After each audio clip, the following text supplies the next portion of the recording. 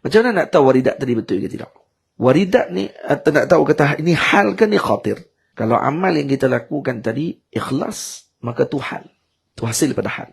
Tapi kalau amal kita buat tadi ada riak, ada takabur, ada nak tunjuk-tunjuk dekat orang, ada khatir. Tu masih lagi lintasan hati sahaja untuk kita buat dan kemudian masih tak selamat. Tapi kalau dia main hal ni, dia tak kira dengan pandangan orang. Dia tak kira dengan orang nak tengok ke, orang tak tengok ke, orang nak puji ke, orang nak keji ke, dia tak kira.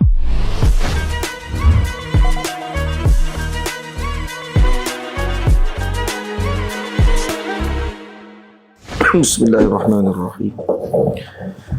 Alhamdulillahirabbil alamin. Wassalatu wassalamu ala asyrafil mursalin sayyidina wa nabiyyina Muhammad ibn Abdullah Rasulil Amin wa ala alihi wa ashabihi wa man tabi'ahum bi ihsanin ila yaumiddin. Subhanaka la ilma lana illa ma 'allamtana innaka antal alimul hakim. Rabbi shrah li sadri wa yassir li amri wahlul 'uqdatam min lisani yafqahu qawli. Rabbi yassir wa la tu'assir. Rabbi tammim bi khair wa ba'd. Imam Ibn Athaillah As-Sakandari rahimahullahu ta'ala telah menyebutkan dalam hikmahnya yang ke-9. Kata Al-Imam rahimahullahu ta'ala, tanawwa'at ajnasul a'mali litanawwu'i waridatil ahwali.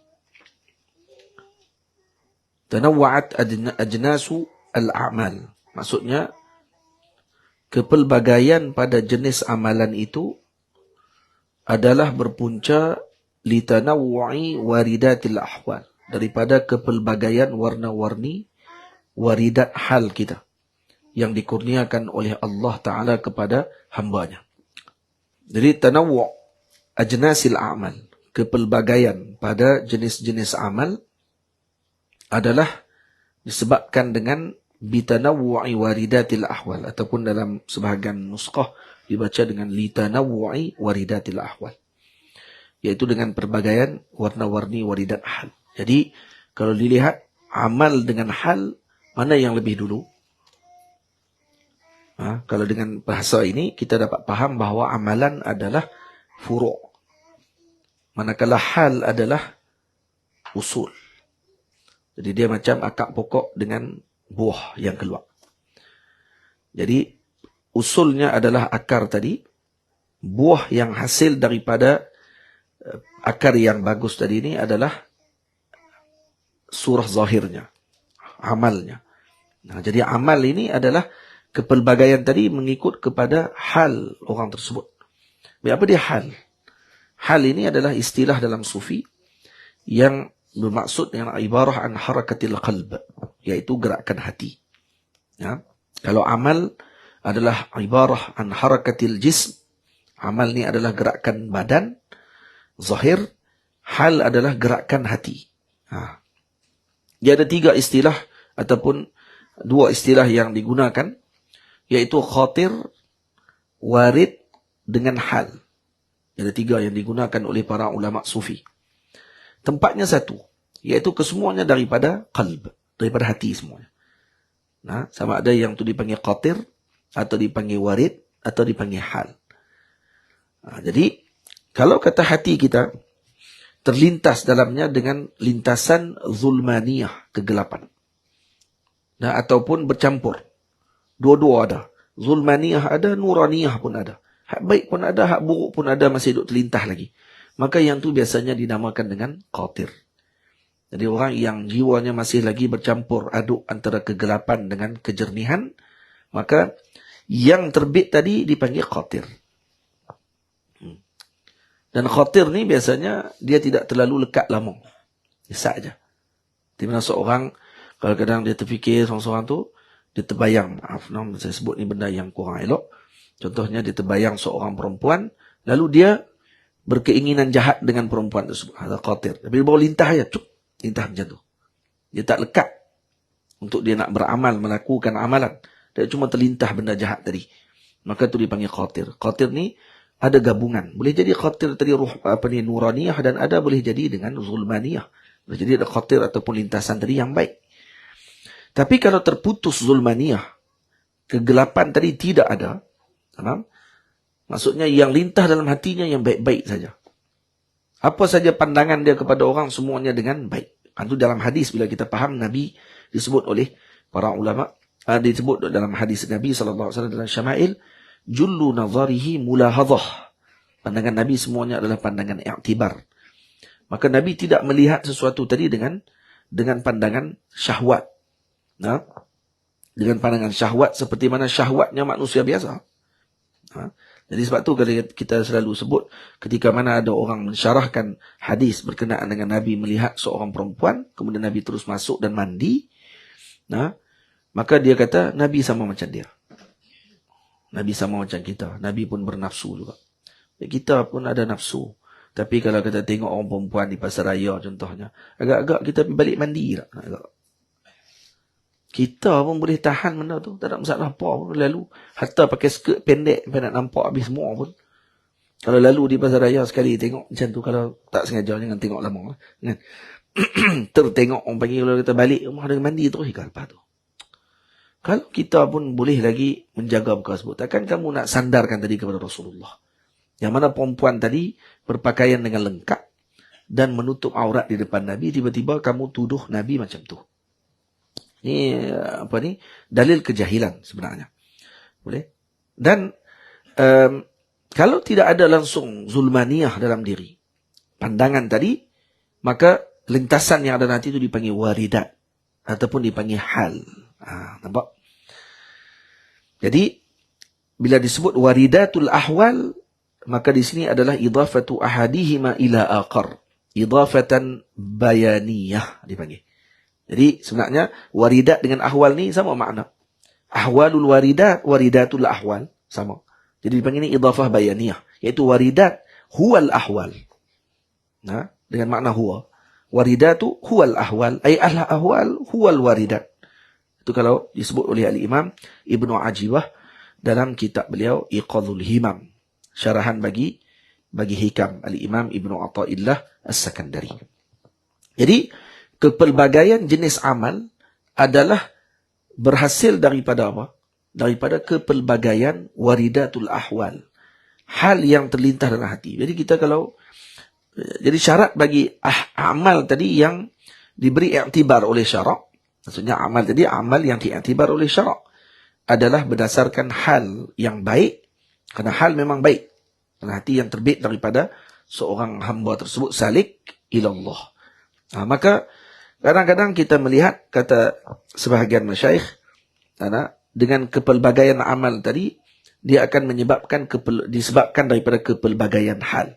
Jadi hal tu adalah penyebab kepada zahirnya amal kita. Jadi kalau tengok ada seorang murid salik yang mula minat untuk baca Quran saja, maka dia main hal tu. Hal dia waktu tu daripada dalam khawatir, bukan dia tak panggil khawatir, dia panggil ahwal dalam hatinya, yang untuk dia menyibukkan diri dia dengan Quran. Sampai dia melebihkan itu daripada yang lain. Solat sunat, daripada solat sunat, daripada zikir-zikir yang lain, dilebihkan Quran. Dan ada yang ketika mana seorang murid salik, datang hal kepadanya untuk solat saja tidak berhenti-berhenti. Ada main hal solat pula. Benda hal ni benda yang baik-baik lah. Ada yang juga datang dengan hal untuk solawat tidak berhenti-henti. Ada juga halnya yang datang tadi dengan keadaan dia akan melakukan. Semuanya amal kebajikan hal ni. Dan hal ni kadang dia datang dengan sarfah, tiba-tiba. Sebab tu kata Al-Imam Ibnu Ajibah, فَإِنْ وَرَدَ عَلَى الْقَلْبِ قَبْضٌ. Kalau datang dalam hatinya qabd, jadi hal qabd, ظَهَرَ عَلَى الْجَوَارِحِ أَثَرُهُ مِنَ السُّكُونِ. Jadi kalau datang halul qabd maksudnya dapat dalam genggamannya Tuhan, maka dia akan jadi sukun, diam, tenang, tak ada kalut, tidak gelabah ketika datang isu. Jadi gitu. Kalau datang pula halul bast, maka pada ketika tersebut anggotanya akan zahir dengan al-qiffatu wal harakah. Dia akan jadi ringan karena bast jadi gembira.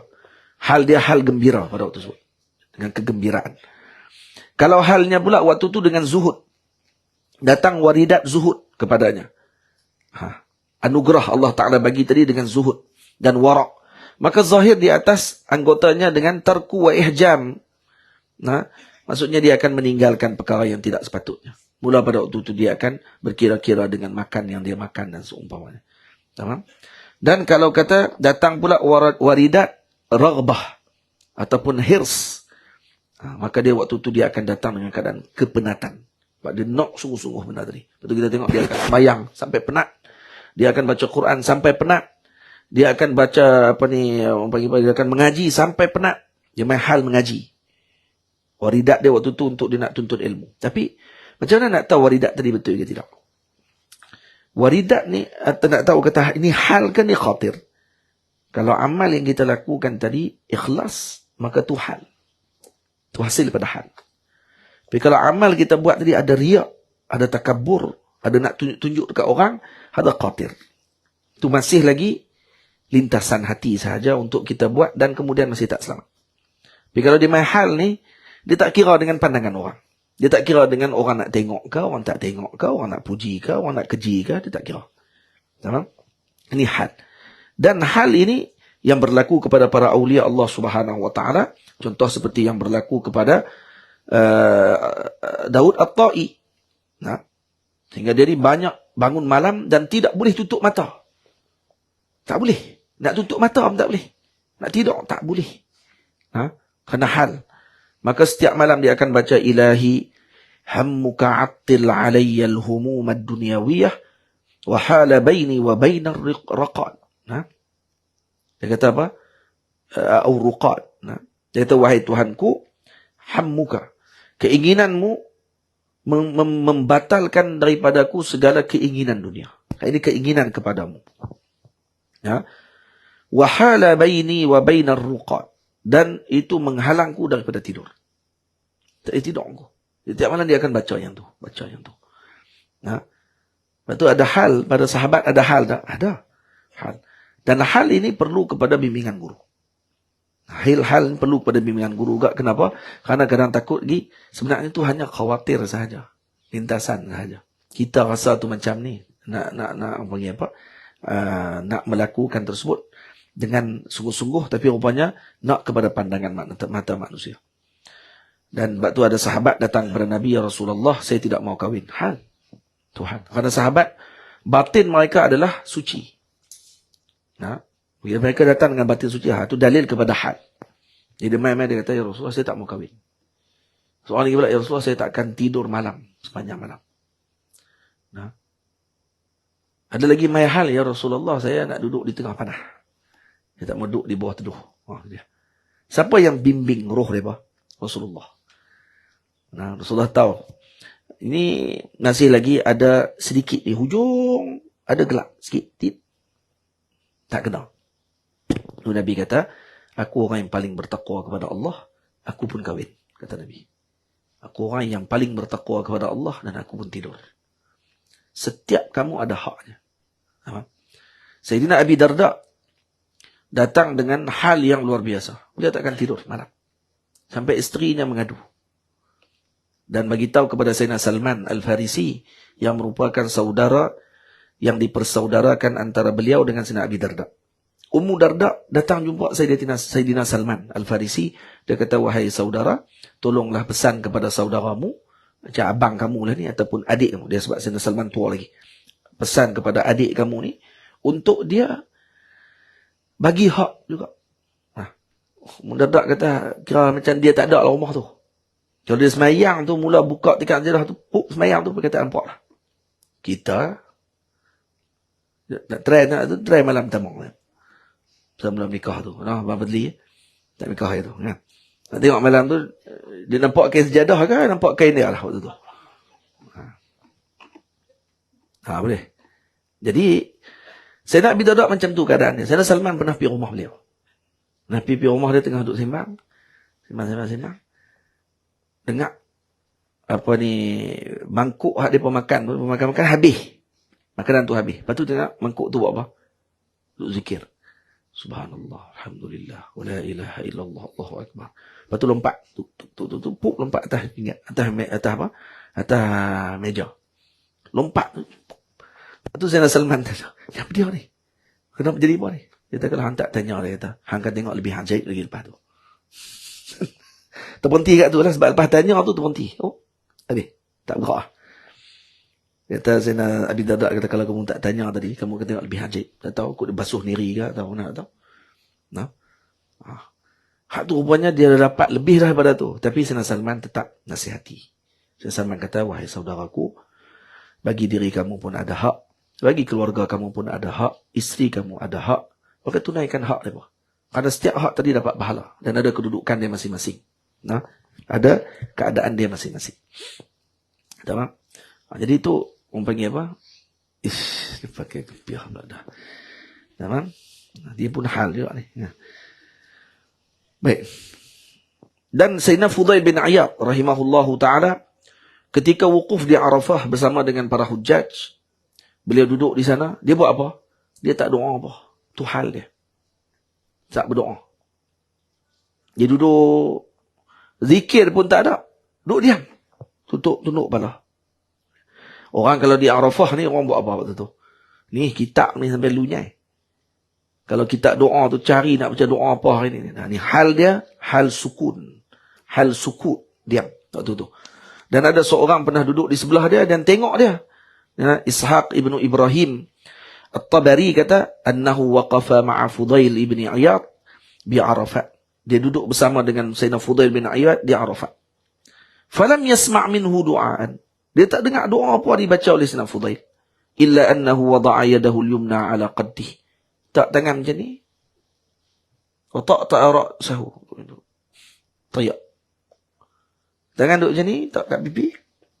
Teriak. Habis. Falam yazal kadzalika hatta afadha al-imam. Nah, sampai imam naik, maka dia pun angkat kepala dia ke langit. Dan kemudian dia kata, wa sawatah, wa lillahi minka, ataupun wallahi minka, wa in ghafartu li, qalaha thalathan. Dia sebut 3 kali. Dia kata wa sawatah. Dalam satu kitab saya baca, dia ada wa ni, wa lillahi minka. Nah, wa tu masih lagi dengan ucapan seolah dia ingin, orang panggil apa? Merayu ataupun bersedih. Wa in ghafartu li, wa in ghafartali, wa in ghafartali itu dia sebut umum, apa dia saja. Dia rasa kesilapan dia yang lama. Waktu ketika dia menjadi ketua perompak masih tidak diampun oleh Allah. Dia jadi ketua perompak. Sayyidina Fudail bin Iyad adalah ketua perompak sebelumnya. Dan orang di Mekah semua terkejut ketika mana beliau dilihat pada waktu tersebut bertawaf di keliling Kaabah dan menangis. Dia kata, ni Fudail dulu tahan orang tengah jalan. Ni jadi macam ni dah ni. Jadi wali terus. Bukan jadi orang biasa. Jadi kibar awliya. Waktu jadi kutub terus pada zaman tu. Yang tak ada orang dalam dunia ni, saya rasa dalam Islam, tak ada seorang kalau tak kenal Fudail bin Iyad. Maksud dia ni kita tahu dia apa. Hatta Wahabi pun kenal. Nah, Fudail bin Iyad ni terkenal sungguh orang dia sampai tak nak tahu dia tu macam mana orang dia. Sama dengan Fudail bin Iyad. Dan keadaan dia macam tu, duduk situ. Kita kata rugi kan, tak baca doa. Tak. Itu adalah keistimewaan dia yang dapat pada waktu tersebut. Dan kemudian ada di kalangan awliya seperti Sirri Sakti contohnya, sejak 30 tahun kata beliau, munzu 30 sanah wa ana astaghfirullah min qawli marratan alhamdulillah. Ni hal. Dia kata, kata Sayyidina Sirri Sakti, saya sejak 30 tahun yang dulu setiap hari akan beristighfar kepada Allah. Setiap hari istighfar saya tadi banyak sungguh. Untuk apa? Untuk saya nak kafarahkan balik dengan satu sebutan saya alhamdulillah. Orang heran. Dia kata kaifa dzalik? Macam mana boleh jadi macam tu wahai Sayyidina Sirri Sakti? Takkan kamu ucap alhamdulillah, kamu nak kena istighfar? Dia kata tak.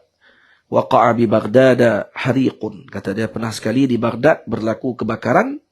Fastaqbalani rajul, datang seorang lelaki waktu tu aku tengah duduk dalam masjid, datang seorang lelaki lari bagi tahu kepada aku, qala li laqad naja hanutuk. Nah, kamu punya kedai kamu selamat wahai Sirri Sakti, kedai orang lain semua terbakar. Kedai lain terbakar, kedai beliau saja tak terbakar. Ajaib lah tu pun. Kedai duduk tengah-tengah tak terbakar, kedai lain nak tepi semua terbakar. Maka dia kata apa?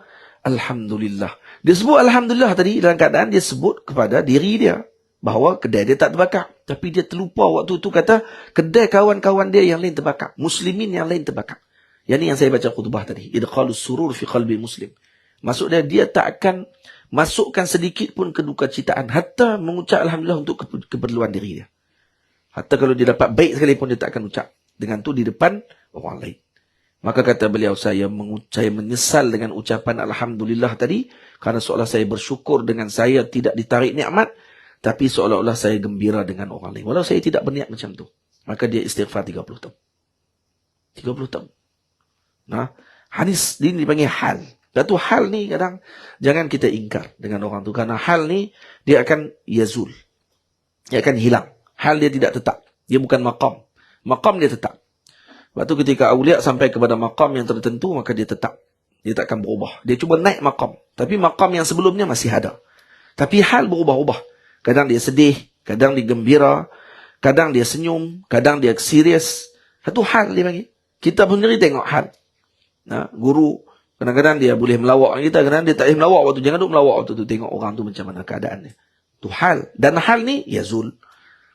Tapi, kalau ketika mana dia datang kepada maqam syukur, dia sentiasa syukur. Yang ni dia tak akan yazul. Dia ni jadi hamba bersyukur dia sentiasa. Kemudian dia akan naik jadi hamba yang redha. Redha ni tak akan hilang. Syukur masih ada, redha pun tak ada juga. Dia akan cuma naik aja peringkat. Tamam?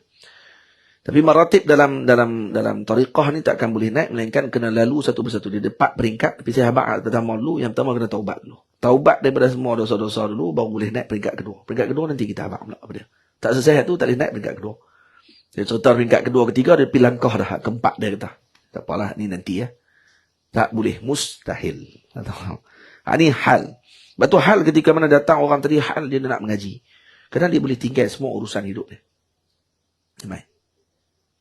Dia sanggup tinggal semua kerja-kerja dia. Kerana hal waktu tu. Tak, saya rasa macam tak ada kehidupan. Saya nak kena pergi mengaji. Dia tinggal habis. Pergi mengaji. Dan waktu ni dia uji. Sebab tu, waktu ketika datang ni, ketika saya baca sebelum ni, bahawa segala urusan tadbir kita kena serah kepada Allah. Jadi ketika mana datang amal tadi, itu sebenarnya daripada hal yang dianugerahkan oleh Allah. Maka ketika dah dianugerahkan oleh Allah dengan hal tadi, kalau kamu memang tak ada perasaan sebenarnya dalam hati kamu untuk orang puji, untuk rasa ta'ajub dengan diri sendiri, untuk takabur dengan orang lain, maka ketika sebut beramal. InsyaAllah ada jalan keluar dia nanti yang terbaik. Nanti akan terus, dia akan ada penghujungnya yang bagus. Cuma permulaan, mungkin ada ujian. Ujian sikit lah. Dia akan ada sikit kepincangan. Tapi kita akan diuji waktu tu. Seperti mana kita di tengah padang pasir. Dalam perjalanan sampai di padang pasir. Dan orang bagi tahu di padang ni ada air sumbernya yang sangat luar biasa. Tapi kamu kena korek, dia kata. Dia pun ambil cangkul, korek. Tak sampai sejengkai korek. Dia tak jumpa ayak. Dia kata, mohong puak ni. Baru sejengkai. Dia kena korek dalam sikit. Kadang-kadang kalau dia korek, kena pula ada seorang pakar dalam mencari air tersebut. Pakar tu dia kata, jangan korek kat situ. Korek kat situ. Korek tu. Keluar terus ayak. Dalam tak sampai 1 kok. Hak kawan ni pula, korek dalam sampai 7 kok baru jumpa ayak. Boleh jadi. Jadi masing-masing kok dia. Tahu kok? Tu apa ni? Kok lah. Apa tahu nak bagi? Culvert. Tu. Culvert tu. Kedah panggil kok. Jadi, culvert tu lah. Nak cari tu, dia ada kadang 7. Ada kadang 1 saja jumpa dah. Ada kadang tak payah korek, keluar terus. Ada. Dia baru jalan, keluar ayak tepi. Pak Sumit dia pernah cerita. Dia kata, dia buat tempat suluk atas bukit kat belakang rumah dia. Lepas tu minta ayak dekat ni lah, sadar lah. Minta mereka tak mau buat payah, dia kata, tak apalah, dia kata. Dia pun pergi duduk bilik dia tu. Keluar ayak tepi tu. Keluar ayak terus, dia kata, orang pula dia main ambil dia kata. Ayak keluar. Mata ayak. Dah benar nak mustahil pada dia punya. Sebab tu kita ketika bermuamalah dengan Allah adalah Al-Karim, maka Allah akan bagi dengan zan kita kepada Allah. Tapi kalau kita duk muamalah dengan Allah, kita pun pekin, kita pun kedekut. Waktu tu duk fikir pula ni, boleh ke Allah Ta'ala bagi? Jangan tu. Kan saya buat jalan macam ni. Bolehkah saya nak dapat? Kamu muamalah dengan siapa ni? Tokek kamu siapa lah ni? Siapa tuan kamu yang pimpin kamu sekarang ni? Allah. Kalau Allah pimpin waktu tu, tak payah bimbang. Tapi ada ujian. Kadang-kadang bos pun bukan semua dia bagi dekat dia punya pekerja dia tadi dengan senang. Kadang dia uji dulu dia punya pekerja tadi, tengok dia ni betul ke sungguh dengan aku? Ikhlas sungguh ke? Ke kerana orang lain? Dan kita kerana orang lain banyak tu sebabkan tu kita jadi terlambat tu. Bahan ni buat kerana orang. Yang ni buat kerana nak tunjuk. Yang ni buat kerana begini. Tamam? Dan seumpamanya. Kerana tu kita terlambat dalam urusan tadi.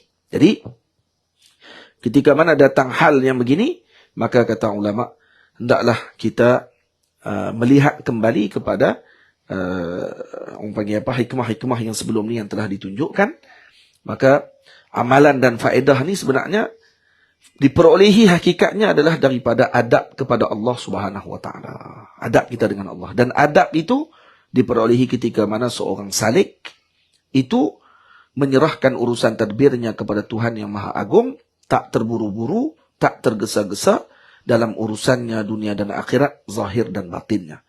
Dan ini adalah kesinambungan daripada syarahan hikam yang sebelum-sebelum ni. Ketika hamba tadi menyerahkan urusan tadbirnya tadi, maka dia nanti akan diberikan dengan hal yang luar biasa. Dan ketika itu, jangan diabaikan. Perlu dapatkan panduan. Kata Imam Abdul Wahab Sya'rani, terkadang ada hal yang menyebabkan seorang guru tadi, seorang murid tadi, dia terikat dengan satu hal. Sedangkan hal ni boleh yazul, boleh hilang, boleh pergi. Maka dia perlu dapat panduan guru. Betul tak hal dia sekarang ni? Maka guru akan melihat, guru murabbinya lah, akan melihat keadaannya tadi, yang sesuai adalah ketika ini begini. Contohnya. Kadang-kadang dia main hal dia waktu tu, dia kata, saya rasa macam nak tinggal mengaji, rasa nak piduk kat Tasik Bedu, nak wirid saja. Syekh, macam mana Syekh? Syekh kata, elok, kemah piduk itu. Lah kali, jadi iblis. Dia ada rasa dia tu hal dah, macam tu khotir ya. Maknanya dia wali cepat. Pada waktu tu kan duk ngaji. Kata nak mengaji dulu. Ngaji dulu. Dan kadang-kadang hal dia main. Ini yang berlaku kata Sidi Abdul Wahab Sya'rani. Yang orang tadi dia melihat satu amalan tadi ni yang terbaik. Amalan yang tak baik. Sebab tu kata ulama untuk mengelakkan daripada jadi khatir. Bola hal. Tiba-tiba tengah tu jadi khatir. Iblis ni luar biasa cerdik dia. Dia mula hal. Main hal. Hal tu pada kita sebut tadi. Ikhlas. Tak ada pandangan orang. Kemudian tiba-tiba di tengah dia akan rasa apa?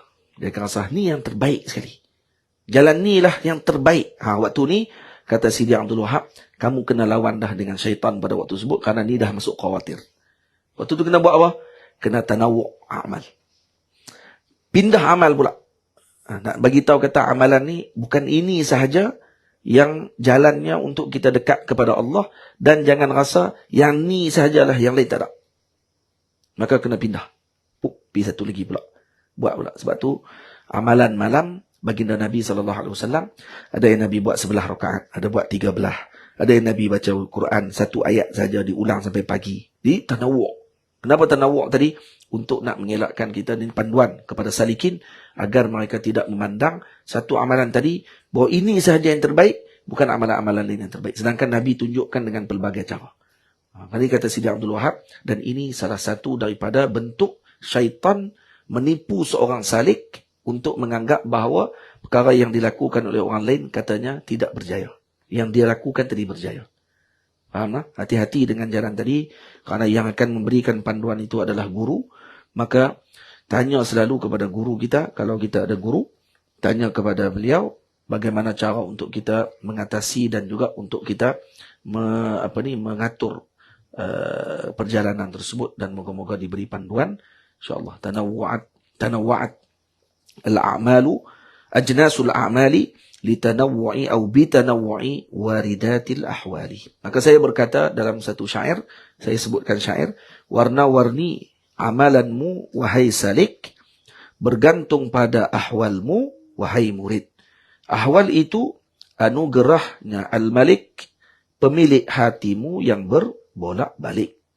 Jika kosong dari riak dan penyakit, halmu itu benar jangan rasa pelik. Ikuti panduan guru, wahai murid. Pasti ahwalmu terpimpin, wahai salik. Jadi dalam 4 bait tadi ini adalah ringkasan kepada apa yang saya ucapkan tadi. Wassallallahu ala sayyidina Muhammad wa ala alihi wa sahbihi ajma'in. Walhamdulillahi rabbil alamin.